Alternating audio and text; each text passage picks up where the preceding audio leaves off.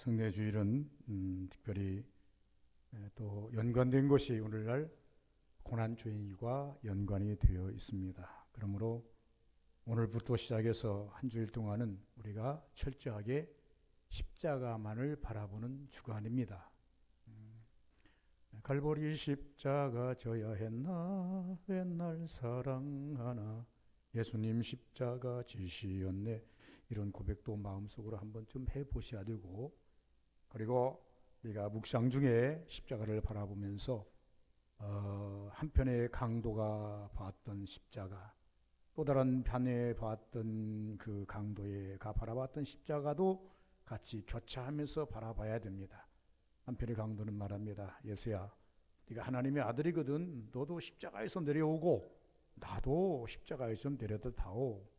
그래서 십자가의 능력을 이 땅의 생명 연장, 이 땅의 평화, 이 땅에 그러한 어떤 자기의 유익을 위해서 끌어쓰려고 하는 그 악함의 강도를 바라보는 그 모습도 바라봐야 되고, 또 한편의 이 강도는 예수여, 당신의 나라에 임하실 때에 나를 기억하소서, 영적으로 바라보는 강도의 시각도 우리가 같이 동시에 볼 수 있는 한 주간이 되어야 될 줄 압니다. 나는 과연 십자가를 바라보면서 한편의 강도처럼 십자가의 능력을, 십자가의 은혜를 나의 유익을 위해서 끌어다 쓰려고 하지는 않는지, 혹은 내가 십자가를 바라보면서 한 주간 바라보면서 한편의 강도처럼 예수여, 당신의 나라에 임할 때 나를 기억하소서, 철저하게 내 영을 위해서, 내 영혼의 충만을 위해서 우리는 얼마나 노력하고 있는지를 생각해 봐야 되겠다. 오늘 말씀이 간략한 한 절의 말씀이지만 어마어마한 그러한 내용을 담고 있는 말씀입니다. 22절, 율법을 따라 그 모든 물건이 피로써 정결하게 되나니 피 흘림이 없은즉 사함이 없느니라. 히브리서는 예수 그리스도의 피 흘림이 없이는 누구도 죄 용서를 받을 수가 없다. 그럼 소급해서 올라가면 구약의 제사법을 우리가 익히 잘 알고 있습니다. 수 없는 양들이, 수 없는 삐들기들이, 수 없는 소들이 죽었습니다. 그런데 죽을 때 반드시 피를 빼라 그럽니다. 피를 다 흘리게 만들어라 그럽니다. 그러면서 그 피를 보면서 느끼는 것이 뭐냐면 내가 죽어야 할 그 삶을, 저 양이 죽는 것을 철저히 느껴라 라고 말씀을 하고 있다. 오늘날 우리가 이렇게 보시면 간단합니다. 허물은 내게 있는데 그 짐을 예수님께 지웠다. 이것이 오늘 고난주간의 서막입니다. 죄는 내게 있는데 죄 문제 해결은 예수님이 하셨다. 이게 고난주간의 마침입니다. 고통은 내가 당해야 되는데 고통은 예수님이 대신 당하셨다. 왜 그럼 예수님께서 고통을 당하시고 죄 문제를 해결하기 위해 피를 흘리셔야 되고 이런 문제들을 다 감행하셔야 했는가? 우리를 가만히 놔두면 우리는 우리 스스로가 천국에 갈 수 있는 여건을 갖추지를 못합니다. 해결할 수가 없습니다. 그 엄청난 죄 문제를 어떻게 해결합니까? 제가 항상 이때 되면 항상 드리는 말씀이 있습니다. 여러분, 이 땅에서 우리가 돌 가지고 팔매질하면 그냥 통통 튀지만 물가에 가서서 돌팔매질을 한번 물에 던져보시기 바랍니다. 큰 돌을 던지면요, 풍덩하고 소리가 엄청난 요란을 하면서 물장구를 막 물보라를 치면서 풍덩하면서 떨어지면서 눈에 보이게 불을 바로 가라앉습니다. 그런데요, 바닷가에 가면요, 모래가 아닙니다. 이게 갯벌 모래는요, 이게 분자가 아주 약해가지고 바람이 들면 널러버립니다. 그럼에도 불구하고 한 주먹을 쥐어가지고요, 바다에다가 확 뿌리면요, 일부는 널러가지만 일부는요, 바다에 딱 이렇게 잔잔한 바다에 내에 앉습니다. 처음에는요, 깔아앉는 것 같이 보이지 않아요. 그러나 그 먼지 같은 갯벌도 서서히 깔아앉습니다. 죄의 근성이 그렇습니다. 큰 죄건 적은 죄든 우리를 끌고 바닥으로 내려가는, 지옥으로 내려가는 것이 죄의 근성입니다. 이것을 해결하지 아니하고는 하나님께 갈 수가 없는 것입니다. 그래서 이것을 해결하려고 예수께서 이 땅에 오셔서 십자가를 지셨다. 그것을 히브리서는 말하기를 피 흘림이 없은즉 죄 사함이 없느니라. 예수님께서는 왜 그렇게 십자가를 지시려고 애쓰셨던가? 많은 사람들이 십자가를 피하려고 하는데 예수님은 왜 그렇게 십자가를 지려고 애쓰셨던가? 내가 십자가를 져야 된다, 져야 해결된다라고 애쓰셨을까? 이것을 알기 때문에 만약에 십자가를 지지 아니하고도 구원할 수 있다면 구원시켜 주옵소서라고 겟세마네 동산에서 예수께서 기도하지 않습니까? 그러나 방법은 오직 하나, 피 흘림이 없이는 죄의 사함이 있을 수 없기 때문에 그렇다 그 말입니다. 마태복음 26장에 보면 예수께서 성만찬을 가지고 선포하지 않습니까? 떡을 놓고 떼어 주시면서 말합니다. 이 떡은 곧 나의 몸이니 받아 먹으라. 그리고 내가 오는 그날까지 기념하여 먹으라. 오늘 앞에 놓은 우리가 떡을 빵 드릴 것입니다마는 상징적으로 드릴 것입니다마는 세례받은 자들이 먹을 것입니다마는 그렇게 말씀합니다. 또 잔을 놓고 말씀하십니다.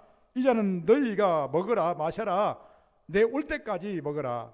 그러므로 이제 이것은 죄를 씻는 그러한 그 나의 피의 언약이니라 말씀합니다. 여러분, 이 잔이, 이 떡이 우리에게 오기까지 역사를 잠깐 살펴보면 간략하게 말씀합니다. 기도의 역사입니다. 예수께서 그저 십자가 지시고 우리에게 잔을 주신 것이 아니라 저는 이 설교를 하면서 항상 하시는 말씀이 있습니다.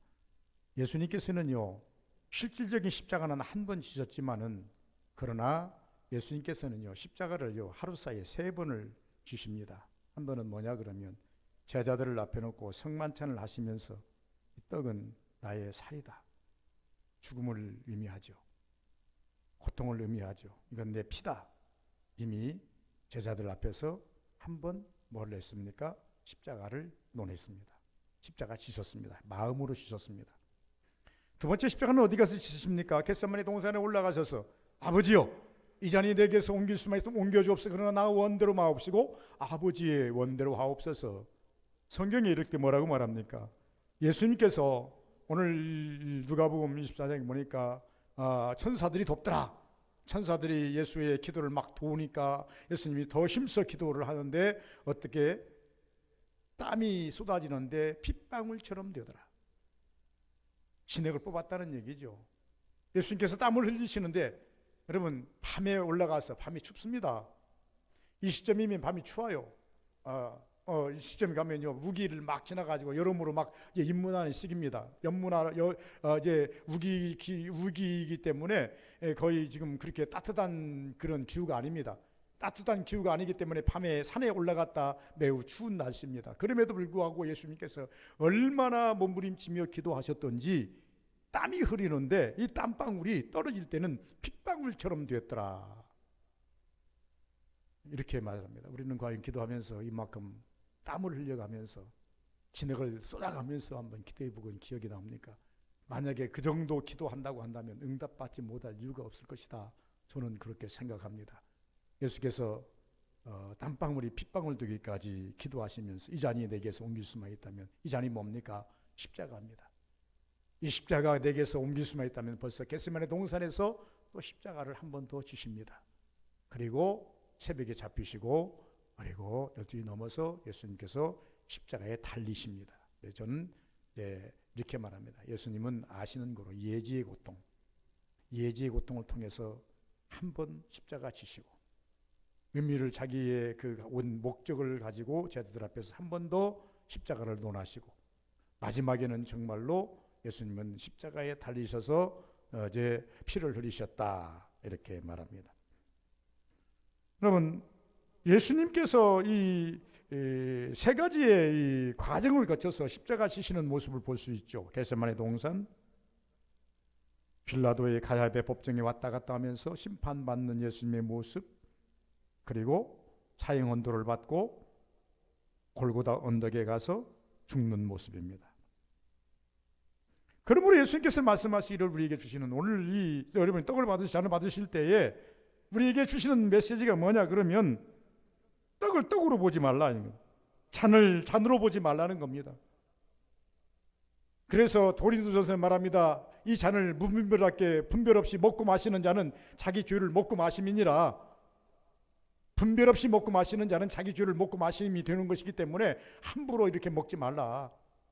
적어도 이 성만찬을 대할 때에는 무슨 심정을 가지냐, 적어도 하나님의 십자가를 바라보면서 회개하는 심정을 가지고 내가 죽어 마땅한데, 내가 멸망당하 마땅한데 주의 은혜로 사는 것을 감사하면서 내가 이것을 마시지 아니하고는, 이 잔을 마시지 아니하고는, 이 떡을 먹지 아니하고는 내 영적 생명을 유지할 수 없어. 하나님 먹을 수밖에 없나이다. 주셔서 감사합니다. 이 마음을 가지고 잔을 대하고 떡을 대하라는 겁니다.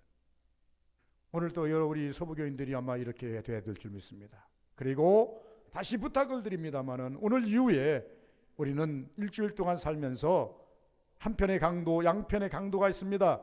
어떤 때는요, 한편의 강도, 이 십자가를 통해서 자기의 유익을 위하고 자기의 안녕을 위하는 그러한 모습으로 십자가를 바라봤던 그 광대의 모습으로도 한번 바라볼 수 있어야 되고, 또 한편으로는 한편의 강도처럼 예수의 당신 나라 임할 때 나를 구원하소서라고 하는 영적인 것, 구원적인 측면에서 예수를 바라보면서 왜 예수님이 십자가 져야 했나, 왜 예수님이 나를 위해서 십자가 지어야만 됐는가, 이것을 철저히 생각하면서 떡을 받으시고 잔을 받는 것이 우리의 본분이 아니겠는가 말합니다.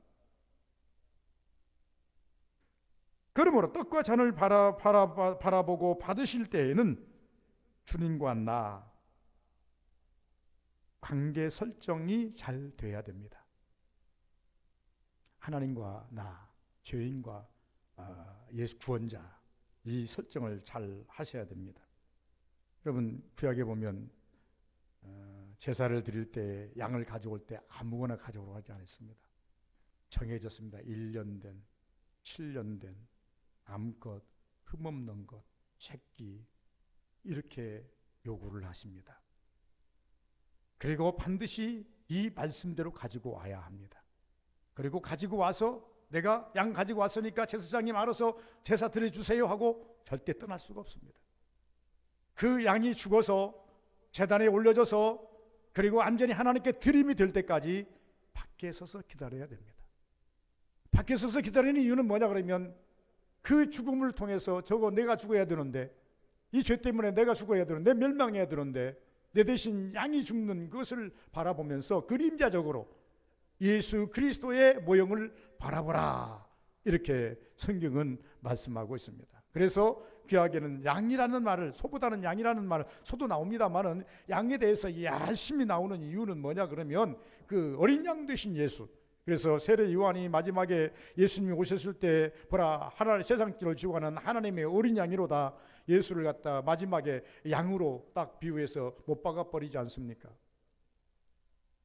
그래서 예수님은 하나님 앞에서의 만일 세상 앞에서 양이 되는 그런 모습을 볼 수가 있다. 그리고 떡과 잔을 바라보는 이 받으실 때는 반드시 사죄의 은총과 회복의 은총으로 받으셔야 됩니다. 그냥 사죄만이 아닙니다. 내 죄 사함 받는 것으로만 끝나는 게 아니라 회복의 은총으로 받으셔야 됩니다. 제가 말씀을 항상 드리죠. 많은 분들한테 듣기도 하겠습니다만은 구약의 안식일의 삶과 신약의 주일의 삶이 왜 다른가? 여러분, 안식일은요, 구약의 안식일은 6일 동안 일하고 일주일 동안 쉬는 날이 안식일입니다. 6일 동안 일하고 마지막 날 쉬는 날이 안식일입니다. 그런데 주일날은요, 안식 후 첫날입니다. 안식 후 첫날 시작하는 날, 이게 주일입니다. 주일이 좀 안과 안식일이 좀 바꿔져 있는 것입니다. 그래서 주일날은 이 일주일을 시작하는 날, 이게 주일날입니다. 주일이 일주일을 시작하면서 주일부터 시작합니다. 그래서 저는 이것을 이렇게 명령을 했습니다. 구약의 은혜는 뭐냐 그러면, 여러분, 구약에는요 철저하게 소제, 번제, 화제, 화목제 여러 가지 제사가 있는데, 이 제사는 다른 게 아니고 일주일 동안 살면서 여러분들이 흠결이 있고 하나님께 소원이 있으면 제사장 앞에 가지고 와서 이렇게 살았나이다 고백하고, 그 고백 된 것을 통해서 내가 마땅히 희생당하게 되는데 내 대신 양을 가지고 왔으니 일주일 동안의 모든 허물과 죄를 이 양을 통해서 사죄받기를 원합니다라고 제물을 가지고 와서 받는 것이 구약의 제사법입니다.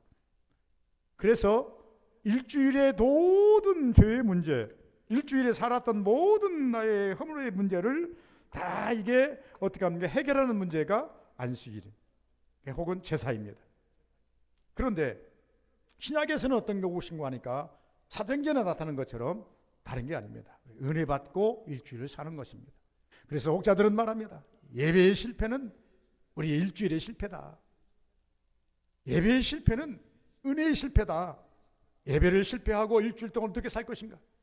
예배를 빼먹고 어떻게 일주일 동안 살 것인가? 영적이 피폐해질 수밖에 없다. 그러므로 우리는 적어도 주일, 이 예배가 얼마나 중요한지 모르는 주일 살기 위해서는 오늘 우리가 에너지를 축적해야 돼. 영적 에너지를 축적해야, 은혜를 축적해야 됩니다. 그러므로 우리는 이 성만찬을 받으면서 사주의 은총과 회복과 그 다음에 회복의 은총을 항상 바라볼 수 있어야 된다는 것입니다.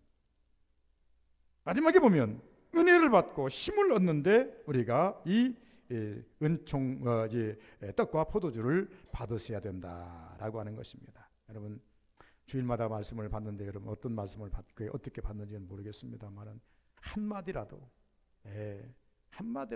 여러분 말씀을 받는 것이 은혜인 줄 믿습니다. 여러 말씀이 있지만 한마디라도 스쳐가는 말씀이라도 깨닫는 말씀이라도 와 닿는 말씀이라도 이것이 내 양식인 것입니다.